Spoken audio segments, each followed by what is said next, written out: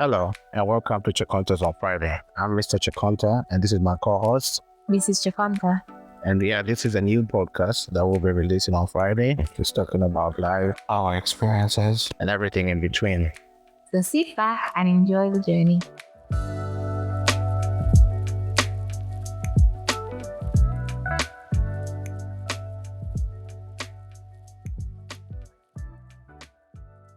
Hello, and welcome to another episode of Fridays with the Chakontas. I'm Mr. Chakonta. And I am Mrs. Chakontas. And this is our podcast where we talk about life, expectations, and everything in between. Yep. And today we are on, we're talking about a review on a show which we watched some time back, and now it's back with season 2. What's the name of the show? In Love and Toxic, Blue Therapy. Is it not Blue Therapy? Blue Therapy in Love and Toxic. Yeah, that's right. Yeah, In Love and Toxic, Blue Therapy. Not the other way around. Oh, I have no idea, babe. I don't know. Okay, yeah, whichever way. I think it's part of the Blue Therapy seasons or series. Oh, series. Oh, yeah. So, yeah, the first one was really good. Yeah, to be honest, I don't even know if do you think these are real couples? I honestly still don't know, but I feel like, I don't know. I feel like they either they take real stories, and then they make people act them, or they're actually real couples. But because they know that they're being recorded, you don't actually you. I don't know. Some people can, but I think it's a struggle to act naturally when you're being recorded, and so I can see elements where it's very clear. It seems very clear to me that someone's acting. Okay. Does that make sense? Yeah. I think that me too. I've noticed that, and so we're just going to review it, and I think also give some. Our review will always come with a Christian perspective. So yeah, we're just gonna see that. I don't know. For us, we enjoy it.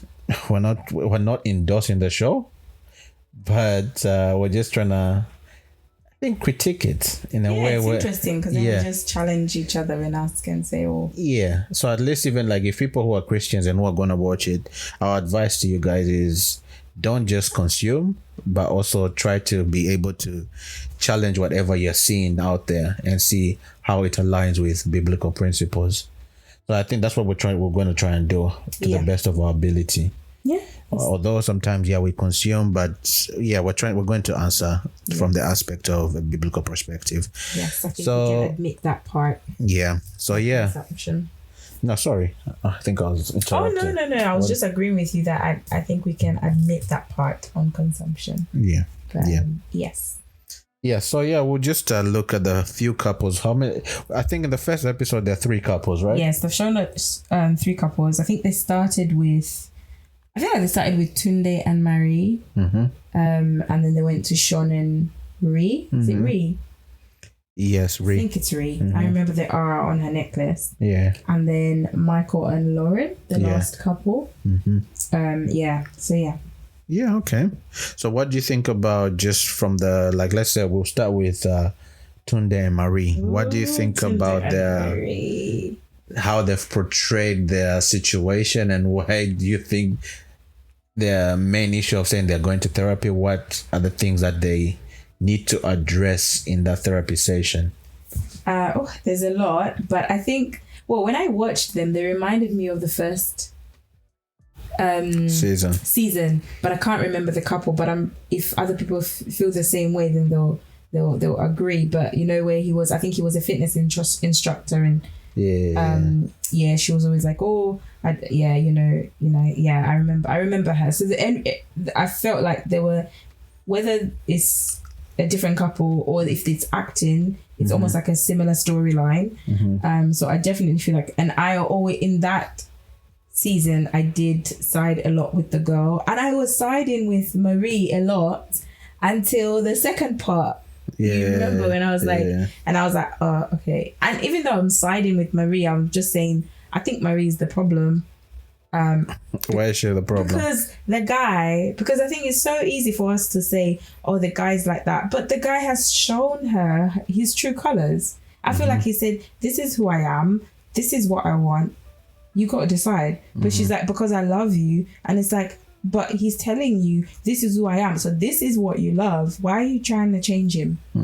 He's made it clear to you that if you want, marriage is not is not something that you sign on paper. He doesn't see it as a legal thing. He's made it clear to you that he's happy with the arrangement of having possibly, because he wasn't very, to me, the fact that it didn't appear that it was a confident no, I wouldn't have many wives. He likes the idea of she's the main one, she's the one who looks good, but he wants to have children, and then he's got others, and if he could have more, he probably could, who knows, I don't know.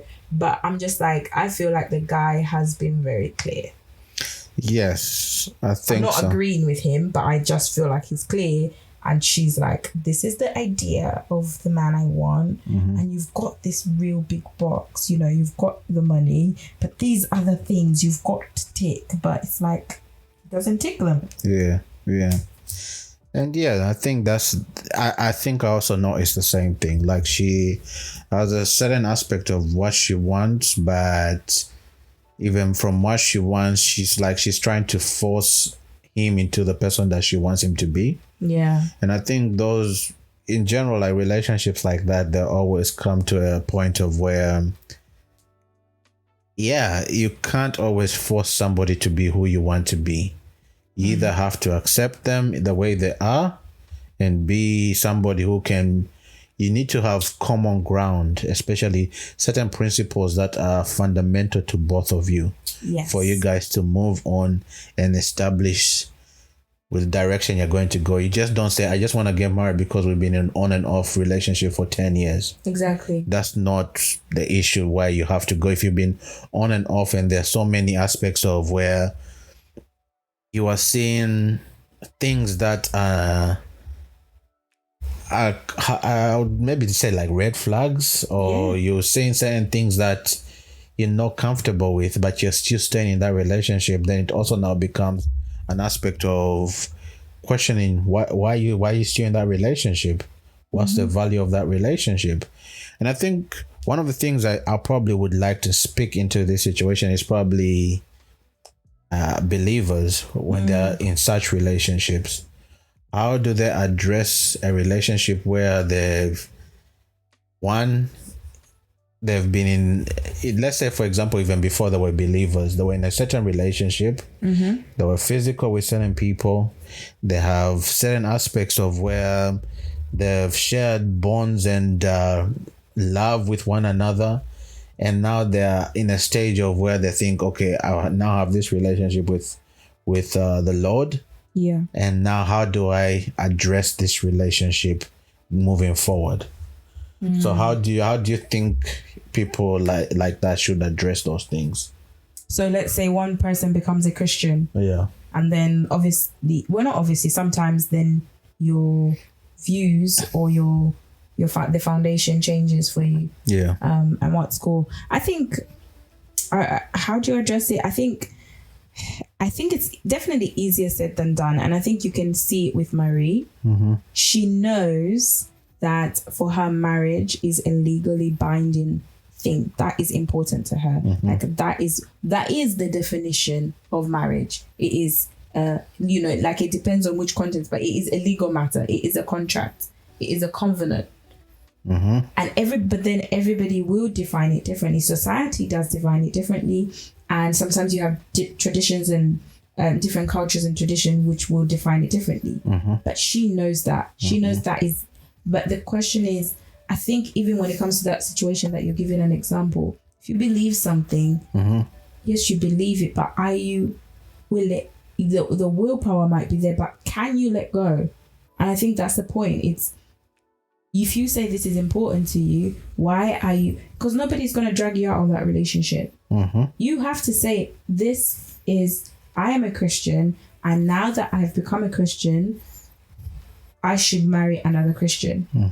But this person is not a Christian. So are you not going to spend the rest of your time trying to change this person before you marry them? Yeah. Or are you going to marry them and hope that they're going to become a Christian? Or are you going to walk away from this relationship because now it no longer fits. But I think the thing to do is to walk away.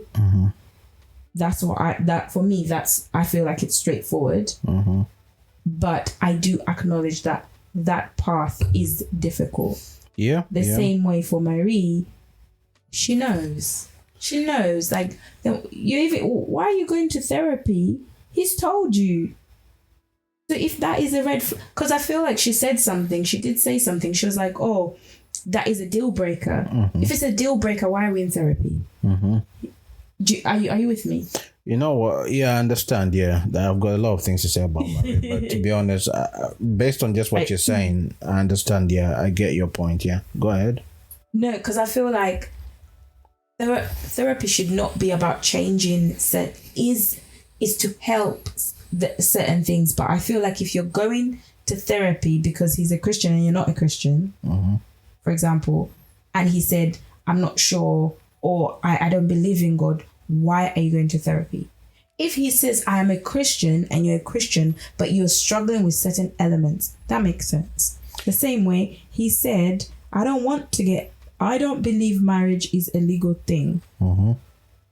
You said so are you going to therapy because you're hoping the therapist is going to change his mind, and you're hoping at the end of therapy he's going to now change the view of marriage? If that's the case, that's okay. Yeah, some people do that, and I think he might change his mind. He might change his mind. Some people do go into therapy thinking, I want somebody to change. I think some people normally go into therapy thinking, I'm okay, but the other person is not. Yeah. And I want them to come to a point of where they come to my side. Yeah. And I'm guilty of that. yeah. Be them here talking about everybody else. I'm like, I remember when I suggested therapy, it wasn't about me. I was like, I need somebody to say something to him because clearly he ain't listening to me. Yeah, so I think that's a thing. I think some people do that, and I think maybe that's the issue that Marie is trying to do here. She's gone to a point of saying, I want to go to therapy because I think this guy has got a whole different value system that I don't agree with, but I still love him. But then I think also in the other thing, he's also saying there are certain things that I don't like about you, but I'm also addressing, I'm not going to therapy about it. And there's certain things, if you want us to be honest now, I'll be honest. And I think, with what's his name? What, Tunde, yeah. I think, he's just, he's rude. He came out a bit rude at the beginning.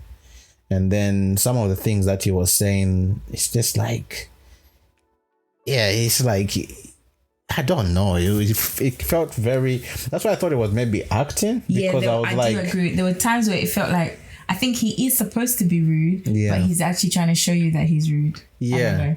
And I'm saying like if somebody was that rude, I'm just like, those are things where like, how do you stomach it? But then again, if you see Marie on the end and her rudeness towards his friend, I know, then you're just like you know, that's why I said at the end, you're just like, oh, okay. You just understand that. Got problems. Yeah, she's got problems. Yeah, so like some of the points that I would like to address about that relationship was, he basically says he doesn't want to get married. Yes. No, he wants to get married, but for him, marriage is just, you're my wife. And that's enough. Nothing legally. She wants something legally. The issue is also he's got 3 kids. Yep. With two baby moms. And you see now, oh, sorry, there's me now butting in. Sorry, continue. Yeah. Something. And I think she's got a problem with that. Yeah. And then he also wants a certain level of affection that she does not want to give him, because she's basically saying, I'm only reserving this for marriage. Yep. And I'm only going to give you girlfriend energy. Yep.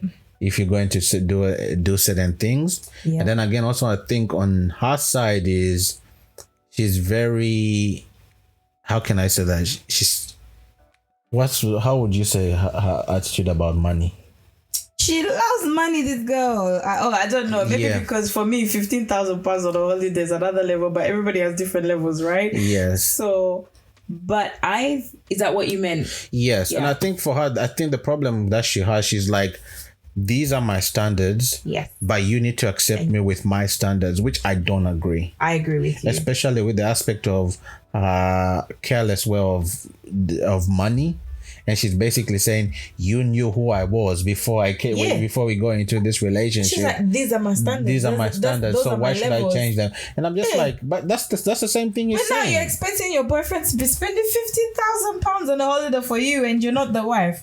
But you're expecting husband duties from him, but then you're expecting to give him boyfriend duties. Yeah.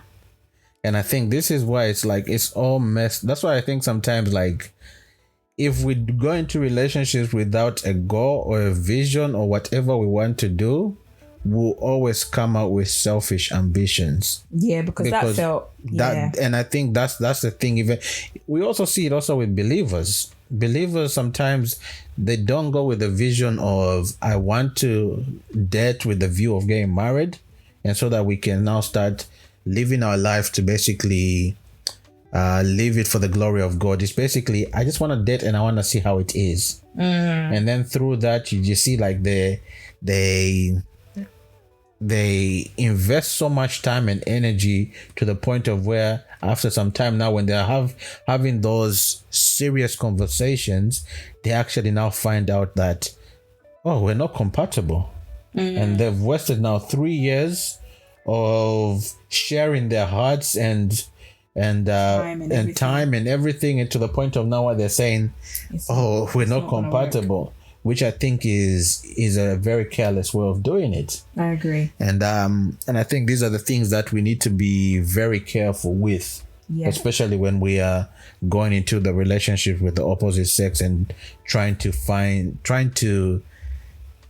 need to have a destination of where we're going. Definitely. I think I agree. I think I want to go back. Well, I agree with you, and I'm just playing back on the point of where she wanted him to pay for a holiday. Like, I think my point is not that it's okay if your boyfriend pays for a holiday. If he's happy to pay for a holiday, I feel like that's fine. Yeah.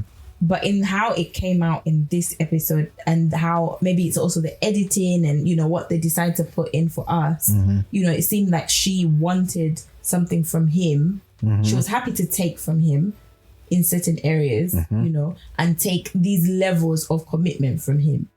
But then she's like, no, I'm not going to cook. I'm not going to clean on these levels for you. Do you get what I mean? Yeah. So I feel like, and I think he's smart. Tunde's, I don't know what, Tunde's smart.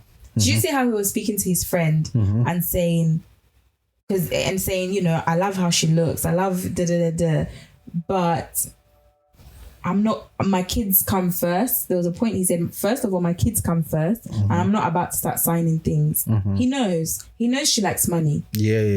Well, I don't know if it's money itself, but likes things that happen to cost a lot of money, if that makes sense. So he knows that there is a legal thing going there. If anything was to happen legally, if we're married legally, this also means legally somehow our money are intertwined. Yeah, but I understand what you're saying, smart, but it's not smart again. Especially if we're looking at it from a biblical perspective, it's like, then why are you in the relationship? Yeah, but Tunde is not looking for a biblical marriage. Yeah, even Marie. Or I don't think even Marie's way of marriage is not biblical. No, it isn't. So like this, we're trying to just say like, I think we're trying to emphasize our biblical aspects on them. But both of them, I think we don't see any biblical characters on this show. Oh, basically. No, there definitely isn't. I mean, Tunde, it seems like I'm probably defending Tunde's, but I think that's because I've kind of written in the nicest way. I've just said it's a no. Like, Tunde has made it very clear who he is, and this guy is a no. Like, there is no, like, and for me, I think that's why I haven't spoken much about Tunde, because I'm like, he said it. He said it all. His attitude has said it. His words have said it. His commitment level to you has said it. This guy has said, he's even told you he likes the way you look, right? Which is fine, but the way he said it, he likes the way you look now. Now, if you were pregnant and had children, because we know what pregnancy can do to the body and things changed. Look at the way he described what he wants. What he wants. Look at the way he described the women he's had children with. So does he want children with you? Because I don't know if that's the conversation, because we're going to have conversation later. Does he want to have children with you? Because we don't know which way your body is going to go, because it's going to change. Does he love you, as in you, Marie, or does he love your physical body? I mean, it's okay for him to love your physical body, but I don't know if you get what I mean, babe, because there is an element of attraction. There should be an element of attraction in a relationship, but is that all that he loves? The fact that you make sure you look good physically, that you look like a trophy, that you are the girl that I want to take out with me, but you're not the one that I don't want you to be a mother to my children, because I don't want this body to change. I don't know if that makes sense. You think that's what you're saying? Well, no, he didn't say that, but I feel like you have to. He didn't say that about her, but you have. Why would he look? What did he say about the kangaroo? What was his phrasing? Because that was deep. I just didn't want to even bring it in. About the kangaroo pouch or something like that. When you get pregnant and you have children, you're gonna have flat tummy. Things change. No, some women give birth and straight away flat tummy. Some women give birth and that tummy, forget, never existed. But if he's gonna speak like that, and that's, you spend a lot, like, it's just, he's just saying everything that you want to hear right now before you say I do. So why do you want to walk down the aisle with this man? Because I'm just like, how, if he was to now come to me and start telling me 3 months down the line after childbirth, you need to lose the weight, you need to work on this tummy, because I can't be walking around with you with this kangaroo thing hanging. What am I going, should I be shocked? Should I now come and start saying to my best friend, oh, can you believe what he said? Don't be shocked. He told you who he was. Yeah, that's true. Yeah. Okay.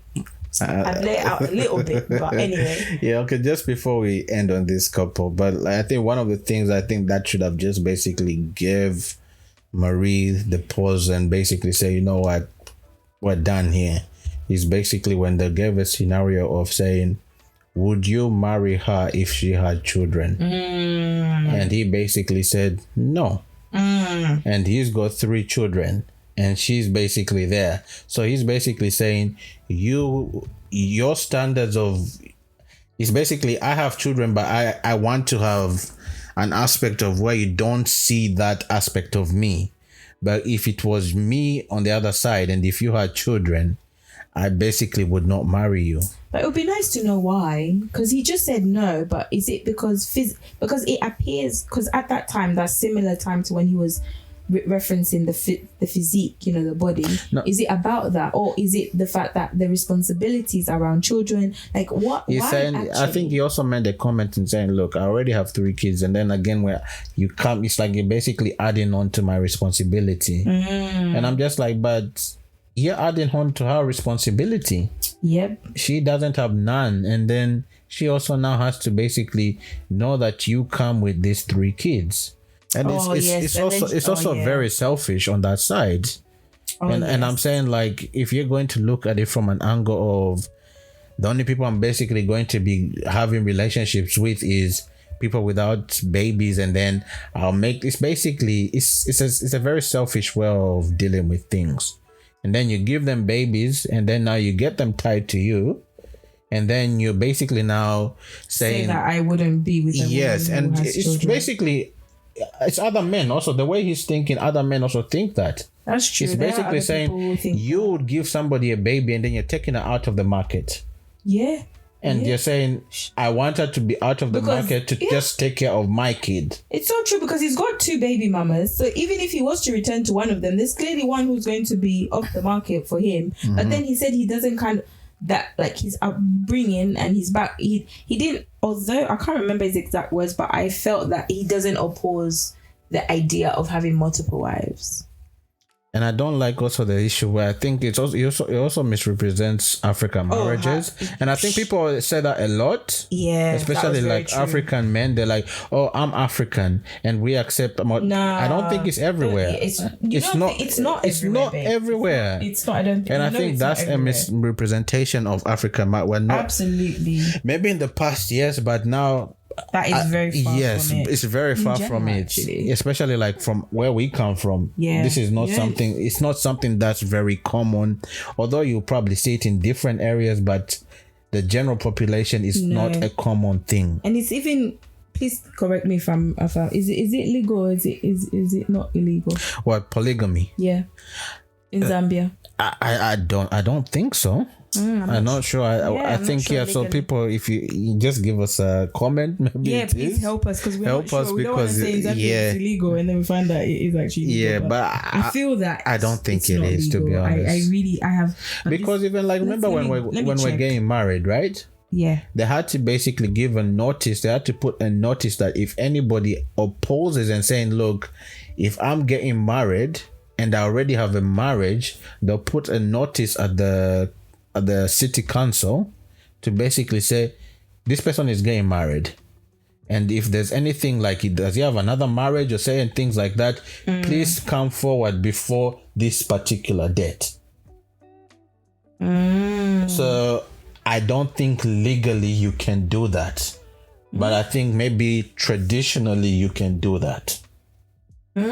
Interesting. Oh no, please help us. We don't know whether it is or not, because I'm reading here some areas it's saying it is, and then other parts of Google. But yeah, that would be nice to know. Yeah, so to know whether it's legal. But anyway, it's not something that we practice. It's not something that people brag about either. Nobody, many people in our experience, when we're in Zambia, nobody says I've got 2 wives here, like, or not many people. Let me not say nobody, but yes, that is an ill representation of Africa.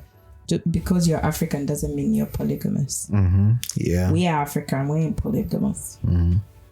So yeah, I think so. Yeah, this couple, I don't know. I know we're almost done, but I'm just like we're not even. Yeah, honestly, I think don't they're even gonna know. give us a lot to talk about, because I feel like there are volumes. There is a lot. There's a lot. There was something I wanted to say, but it's even I've even lost track of it. It was something that it was definitely to do with Tunde and Marie. I can't remember, but yes, it's on another. They're on another level. But yes, I'll leave that the summary to you. So we don't agree with their relationship. Yeah. So before we go, so now how do we speak into a particular relationship like that? I think we've touched a little bit from a biblical perspective, because I think one of the things we understand, especially like coming into, we live in a very Western influenced world. The things that we consume are very westernized. Things that are basically being portrayed out there through media and everything are very westernized. And I think even now the Christian has to now see how to address certain things from a lens that challenges the Western worldview, or even just a worldview that's not foreign to scripture.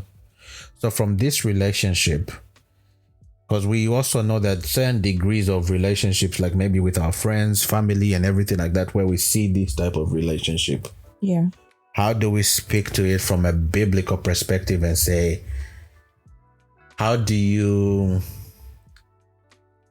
are the things that you put in place so that we can be able to have healthy relationships? I don't know if I'm making sense. I'm struggling to fully understand you, but could you perhaps answer it and then I'll see what you mean? I think one of the things is just like, what are the fundamentals you need to have from a biblical perspective? Okay. So that you basically not get into certain things where like you've invested 10 years. Okay. You've seen flags like somebody's got children all over the place. Okay. Like on Marie's side. On Tunde's side, you see a woman who's she spends so many things. She only she's her money habits are not to the standard that you want them to be. Okay. She only wants you to change, and she doesn't also see where she needs to change. And what else? What else did you see from Marie?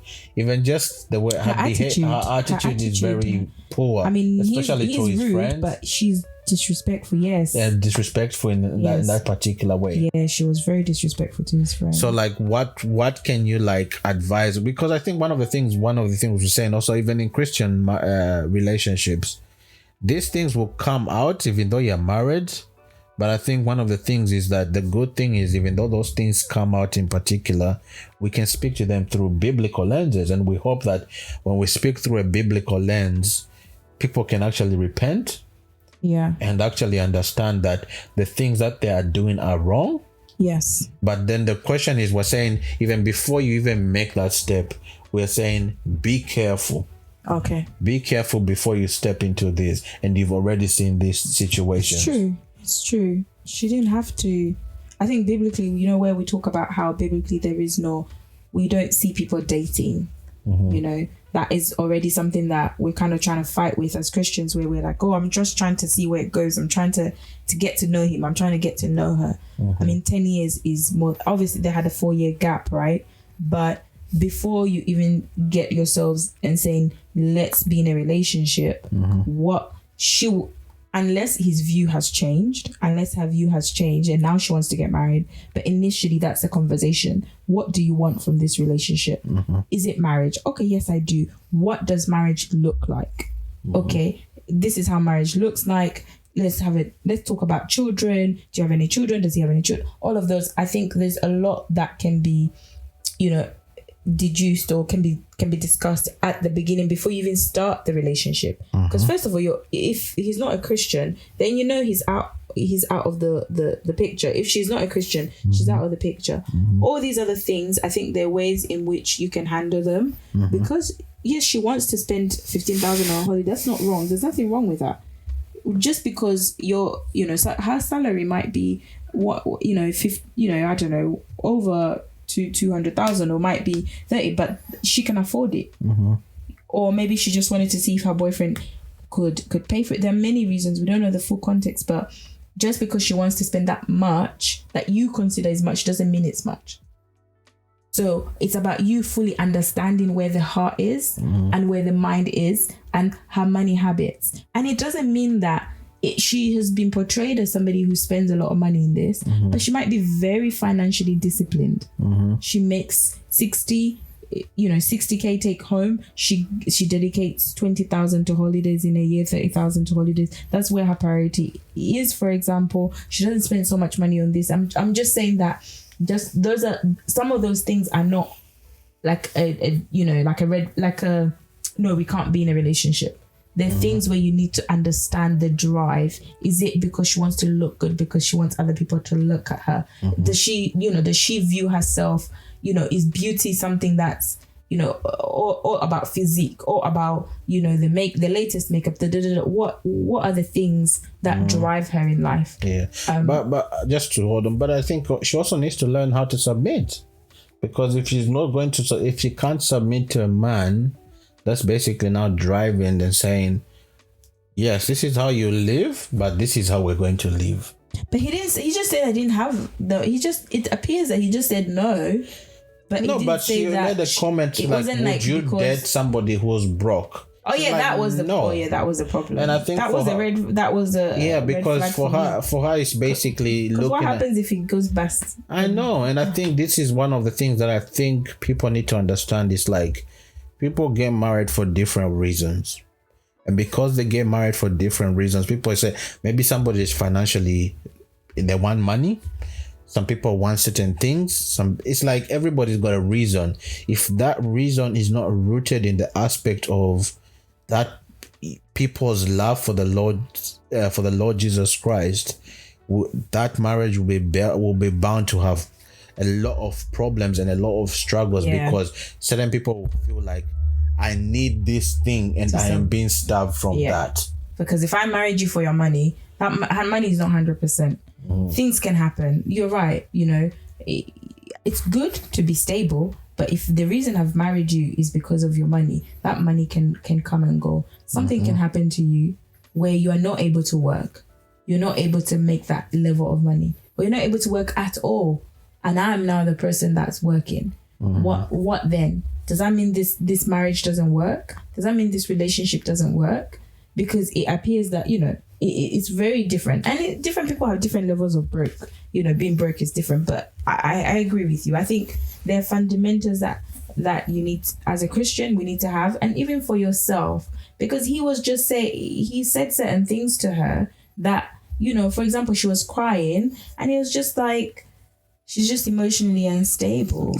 I'm just saying, yo, you just said one of the most painful things. And the response is, you're emotionally unstable. So I'm going, look at what can that do to you and your self-esteem over time. By the time you're now 10, 20 years into this relationship, you don't think you're beautiful anymore. You don't think you're smart anymore. You don't value who you are the way God values you. You no longer see yourself, because God created a beautiful being. When he was making each and every one of us, we are beautiful, but we allow society to define us, because now things happen in life. There's certain conditions where you can gain weight, and no matter what you're doing, it's hard for you to get to lose that weight. Now this one comes and says, you need to sort out this kangaroo thing on your tummy. What does that do to you? I'm serious. Like, these are things that you don't because how he speaks to you, you now slowly start to see yourself. And I think there's a point in where Marie has lost herself, because you don't no longer see the value of the person that you are, because you're like, look what, because there was times where he was saying nice things to her that even, as a woman, you're just like, yeah, he was like, look at you. I want a woman who looks good. Just like you, look at you. So of course she was feeling stuff, right? It was nice. But then he brings you up on cloud 9, then brings you back down to call you emotionally unstable. How are you? You're now going to start depending on his words to live, to function. Now, what happens in a life where all he says are all negative things to you? Like, you've got to value yourself. And knowing yourself is not just about saying, I know who I am. Kind of like the other girl I forgot her name. Is it Ray? How she was just like, I know who I am. I'm a bad da. I say, hey, we'll talk about Ray in the other episode. But you've got to allow yourself to truly know yourself, not because you're saying things that every girl is saying on TikTok. Every girl is saying, oh, I'm this, I know who I am. No, do you really know who you are? When somebody calls you emotionally unstable, do you know yourself? Are you able to reflect and say, am I emotionally unstable? Then you say, no, he has said something hurtful to me. What does that mean? Does this person really value me? Yeah.